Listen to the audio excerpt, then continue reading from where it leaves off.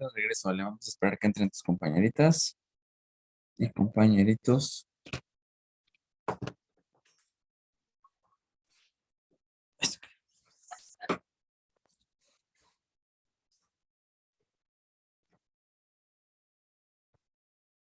Muy bien, Liz.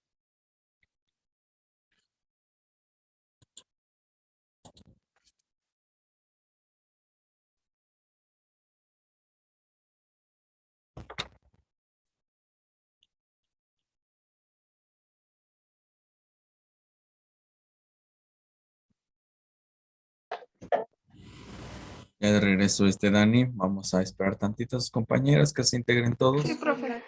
Ok. Tantito, un minutito nada más.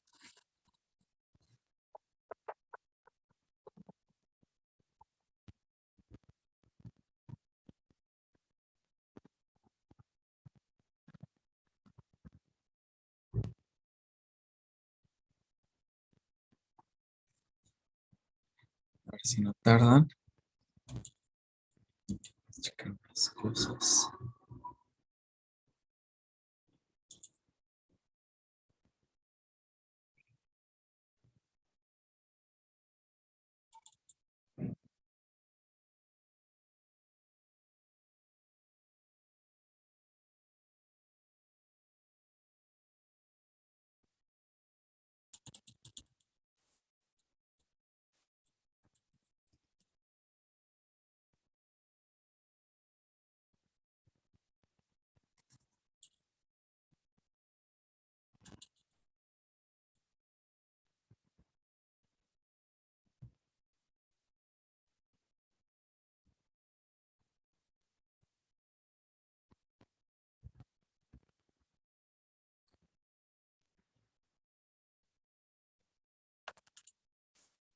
Bien, vamos a comenzar, chicos, ya en lo que, ¿por qué no se conectan?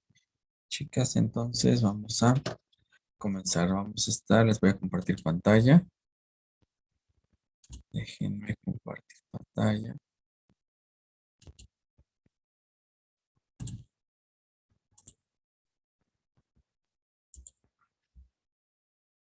En hace 8 días estábamos hablando. Déjenme regresar por aquí.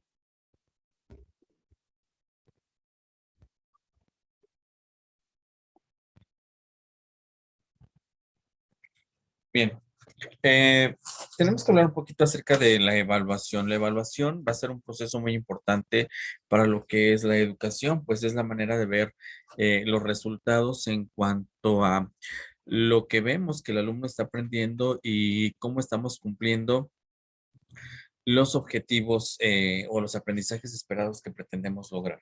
Sí, la evaluación siempre va a ser un aspecto que va a determinar qué tan bien o qué tan mal vamos dentro del proceso, de cualquier proceso. La evaluación no solamente es parte de la educación, sino la evaluación se hace en muchos aspectos. De hecho, la evaluación es un aspecto que viene como parte de la administración empresarial también de las empresas, porque es donde se empieza a aplicar la evaluación para poder ver dónde se va bien, dónde se va mal y poder retroalimentar. Y esto se pasa a la educación, porque al final de cuentas en la educación tenemos que hacer lo mismo, ¿no? Ver qué tanto se está avanzando en los contenidos. Déjenme anotar a su compañera. Por lo tanto, hablar de el proceso evaluativo, más adelante ustedes van a llevar una asignatura que se llama evaluación educativa y en la que van a ver todos los tipos de evaluación y cómo se evalúa y todo lo demás. Ahorita lo vamos a hablar de manera general. Ay, déjenme aquí, ya me perdí. Para nosotros evaluar, pues nosotros tenemos que implementar una serie de estrategias que nos ayuden a ver cómo va el proceso del alumno en su aprendizaje. Por lo tanto, aquí nosotros tenemos que ver que para evaluar, pues van a existir ciertas normas que nos van a establecer las instituciones, ¿verdad? Para poder valorar o que nosotros ponemos dentro de nuestro salón de clase para valorar. La evaluación es una valoración, ¿sale? Evaluar es valorar. El trabajo que se está haciendo como docente, nuestras planeaciones, nuestros materiales, todo, en una evaluación entra todo. La evaluación no solamente es la que hace el docente al alumno, sino también es una evaluación para el docente, una evaluación para materiales, una evaluación para los contenidos, o sea, la evaluación es muy amplia, no nada más podemos calificar al alumno. En la escuela tradicional es lo que se hacía, solamente se calificaba los resultados del alumno, ¿no? No se veía al maestro. De hecho, el maestro en la actualidad le tiene mucho miedo a la evaluación, ¿eh? Nos da miedo ser evaluados, calificados, pero bueno, es parte de lo que tenemos que enfrentar como docentes también la valoración. Déjenme anotar a su compañera. Bien, por lo tanto, hoy la evaluación la vamos a considerar tanto sumativa como formativa. ¿A qué nos referimos con estos dos aspectos? Para poder evaluar, ya dijimos, empleamos instrumentos, estrategias que nos ayuden a ver estos resultados, cómo van. Y tenemos una evaluación sumativa y una evaluación formativa. La sumativa es aquella evaluación que se hace hasta el final de un proceso. Por ejemplo, supongamos que en este cuatrimestre solamente se les evalúe con lo que obtienen al final del cuatrimestre, es decir, solamente por el examen que se hace al final, entonces sería una evaluación sumativa. Solamente estamos esperando hasta el final para ver un resultado y en base a eso valorar al alumno.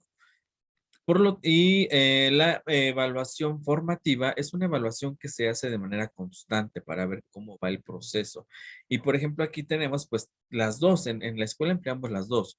Una sumativa porque al final se hace un examen final con lo que ustedes han aprendido durante todo el curso, pero también hay una evaluación formativa. Esta evaluación formativa es constante a través de las evaluaciones parciales que se les aplican cada mes, donde vamos viendo los avances y valoramos la situación, lo que van aprendiendo y todo esto a partir de estas evaluaciones constantes. Por eso tenemos una evaluación formativa y una evaluación sumativa. Estas dos siempre van a estar presentes en cualquier sistema educativo.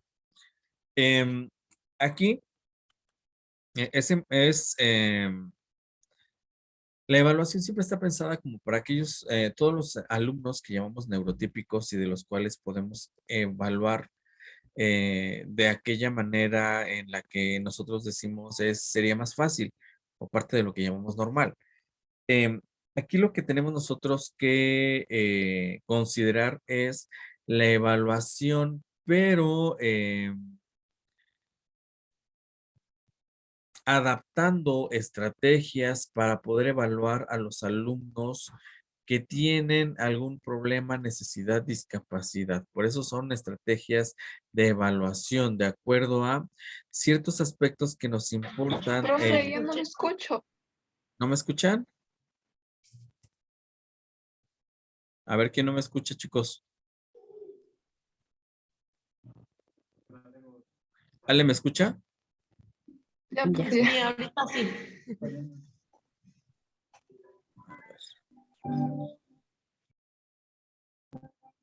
Estela, ¿me escucha bien? Ya, profe. Yo creo que tuve aquí un momento de inestabilidad en el internet, supongo, porque no me marca nada. Ahí ya me escuchan todos. Sí, ¿Sí? profe. Ok. Continuamos entonces. Les comentaba, antes la evaluación pues era final hasta que terminaba el curso. Hoy en día es una evaluación sumativa, formativa y es una evaluación que en la que hoy en día tenemos que establecer estrategias que nos ayuden a evaluar a todos nuestros alumnos. No todos los alumnos los vamos a evaluar igual, porque hoy en día pues las características de ellos son distintos. Y también esas características a ser distintas, pues ya vimos que vamos a tener aulas diversas donde tenemos diferentes estilos y ritmos de aprendizaje y que tenemos que considerar también a la hora de evaluar. Yo no puedo evaluar igual a un niño a un niño neurotípico que a un niño con discapacidad visual, por ejemplo. No podría, tengo que implementar estrategias distintas en las que yo me esté dando cuenta que tanto está avanzando mi alumno, pero adecuar una evaluación de acuerdo a las características y necesidades que tiene mi alumno. O sea, no puedo aplicar las mismas características. Por ejemplo, si voy a hacer un examen escrito, Si tengo un niño con discapacidad visual totalmente ciego, pues entonces yo no puedo aplicarle a él una evaluación escrita, ¿verdad? Porque no podría, bueno, sí lo puedo hacer si yo manejo el lenguaje braille, si mi alumno maneja el lenguaje braille, yo puedo escribir en braille y podemos hacer la evaluación de manera escrita, pero entonces yo tendría que utilizar el lenguaje braille para que él pudiera hacer su evaluación escrita de acuerdo al lenguaje que él ya entiende. Pero si él no supiera braille y yo hice mi examen escrito, pues entonces tal vez no podría evaluarlo por ese medio. Tendría que buscar otras estrategias en las que me ayuden a ver cómo es que va avanzando. O vamos, por ejemplo, un niño con síndrome Down, pues un niño con síndrome Down no lo puede evaluar igual que el resto de sus compañeros porque ya dijimos que no va a ir al ritmo que los demás y esto ya son por cuestiones eh, cognitivas, neuronales, en las que él nunca va a ir a la par que los demás, por lo tanto no puede evaluar igual. Aquí es donde encontramos en el sistema educativo mexicano un gran problema porque de pronto la evaluación, por ejemplo, que manda la secretaría, llega igual para todos, ¿no? O sea, no está diseñada como para, salúdale, para atender ciertas,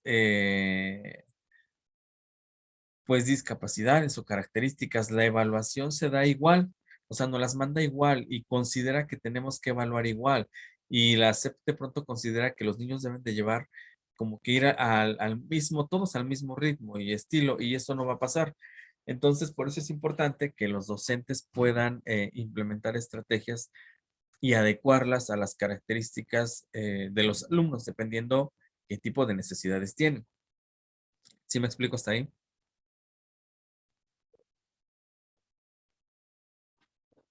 Como ven aquí, la evaluación realmente como proceso, pues es valorar y en base a esta valoración es como nosotros creamos un juicio acerca de lo que está aprendiendo el niño. Antes en la escuela tradicional, pues también se evaluaba y se valoraba de acuerdo a una calificación, pero era más que nada una evaluación meramente matemática, ¿no? Porque tal vez en los tiempos, para los que ya estamos más grandecitos, en mi caso, eh, si yo sacaba 10 en el examen, para el maestro era bueno, excelente. Si yo sacaba 9 era bueno. Si yo sacaba 8 pues era medio bueno. Si yo sacaba 7 ya empezaba con medio burro. Si sacaba 6 ya caía como que burro. Y ya si caía en el 5 muy burro. Como que teníamos esta, como que así nos catalogaba, ¿no? De acuerdo a las calificaciones. De hecho, en la escuela tradicional, pues hasta se sentaba, ¿no? Por filas, la fila del medio de los inteligentes, la de los medios inteligentes y la de los burros, ¿no? Como que así estaban catalogados. Hoy es una valoración porque no solamente nos vamos a ir en base a un número. Para Rodrigo seguramente que da clases, pues sabe o se ha dado cuenta de que no es solamente asignar la calificación y ya. Eh, Imagínense que Rodrigo en el examen final que vamos a hacer, ejemplo, se saca 10, pero nunca me entregó tareas, no se presentó a la clase, que tenía trabajo, no asistió, no me entregó ningún trabajo, pero ese sacó 10. Y Estela, que todos los días estuvo en clase, entregó todos los trabajos, es más, hasta le puso de más, en el examen sacó 5. ¿Sería justo que yo a Rodrigo le siga dejando su 10 y a Estela su 5 porque eso es lo que sacaron en el examen al final? Ale,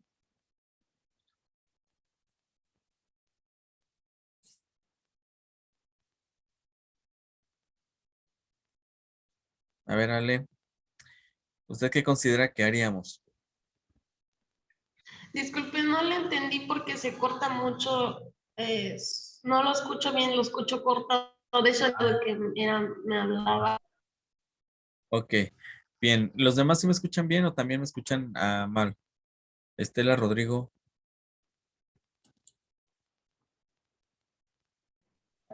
Como que en ocasiones se le corta la voz, pero más o menos intentamos Ok. entender. Entonces aquí es que está haciendo aire por acá. Supongo que es el internet un poquito. Espero que ya ahorita mejore. A ver, entonces, Dani, ¿qué piensa usted? Si me escuchó, ¿qué piensa usted de lo que acabo de comentar?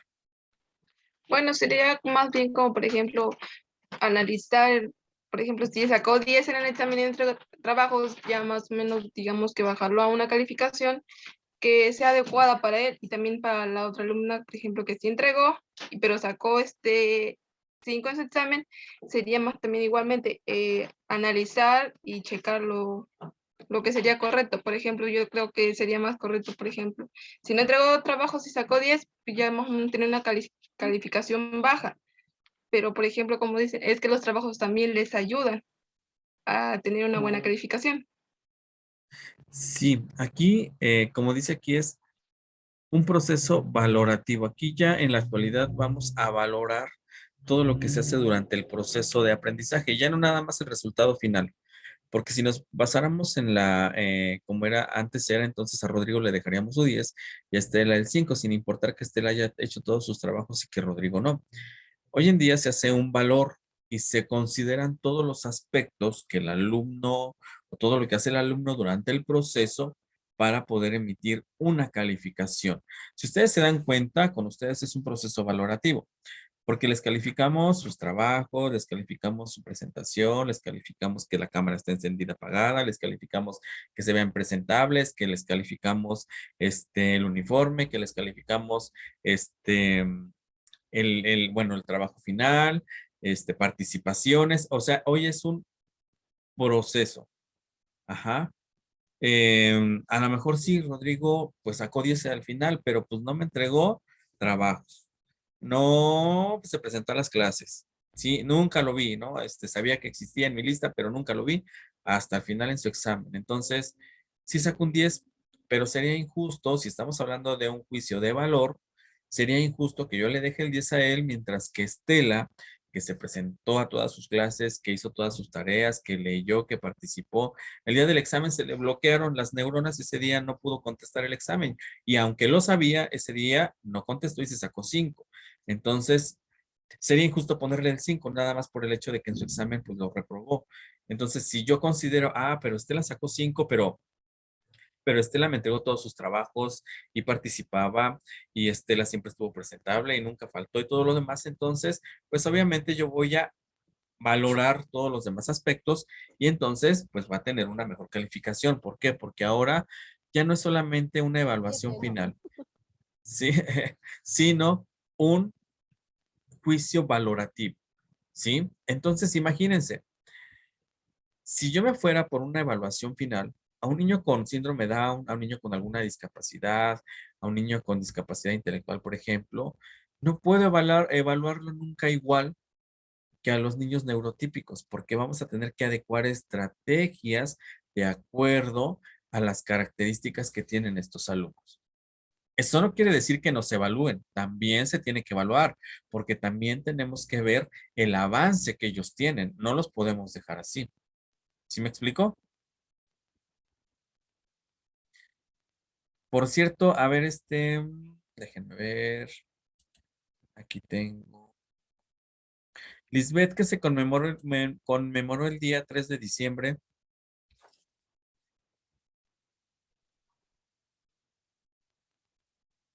¿Sí me escuchó, Lisbeth? Sí, sí, lo escuché, profe. A ver, ¿qué se conmemoró el día 3 de diciembre? El Día de la Discapacidad. Muy bien, el Día de las Personas con Discapacidad. Todo este cuatri hemos estado hablando de este aspecto, ¿no? De discapacidades y demás. Pues bueno, el 3 de diciembre se conmemora el Día de las Personas con alguna discapacidad.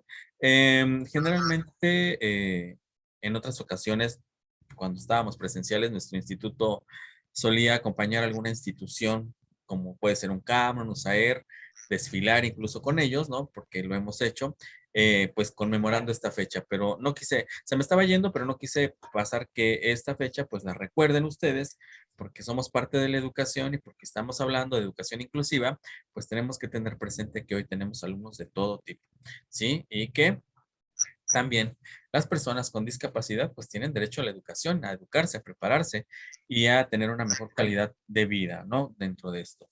Por lo tanto, la evaluación tampoco los deja fuera, ¿sí? Tenemos que evaluar porque tenemos que ver qué están avanzando. El hecho de que yo tenga una niña, por ejemplo, Rodrigo, que nos comentaba que había una pequeña de síndrome Down, no quiere decir que la niña no va a aprender. La niña va a aprender a diferente ritmo, pero va a aprender. ¿La vamos a evaluar?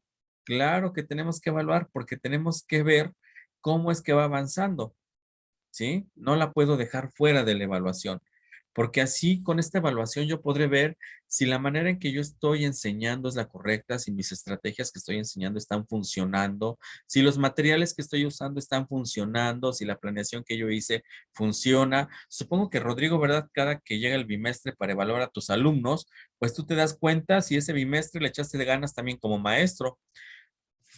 Porque siempre decimos, la culpa es el alumno, que el alumno reprobó, es que el alumno no estudió, ¿sí? Pero no, no solo es el trabajo del alumno, es el trabajo del maestro también, ¿sí? Si el alumno salió mal, o por ejemplo en este caso la mayoría de alumnos llega a salir mal, pues tendríamos que ver, pues a ver el maestro qué está haciendo, ¿no? Sus estrategias les están ayudando, los materiales que usa son adecuados, está planeando, sí les explica, porque el maestro también tiene que evaluarse, porque también tenemos que ver si estamos funcionando como tal o no, porque ahí vemos a través de los resultados reflejados. Imagínense que ustedes ahora en el examen final, en la mayoría de ustedes, ejemplo, salgan con 6, pues seguramente dirección va a decir, aquí no es el alumno nada más, ¿verdad? Aquí algo está pasando con el profe, a lo mejor no les está explicando, ya los aburrió y me los duerme, no le entendieron. Entonces empieza a valorar todo el proceso, no solamente es el resultado final, sino es una valoración y eso es lo que tenemos que hacer hoy en día para evaluar y es poder eh, implementar estrategias diferentes, obviamente adecuándolas a las características de nuestros alumnos, sobre todo aquellos que tienen alguna necesidad, algún problema de aprendizaje, alguna discapacidad, ¿sí?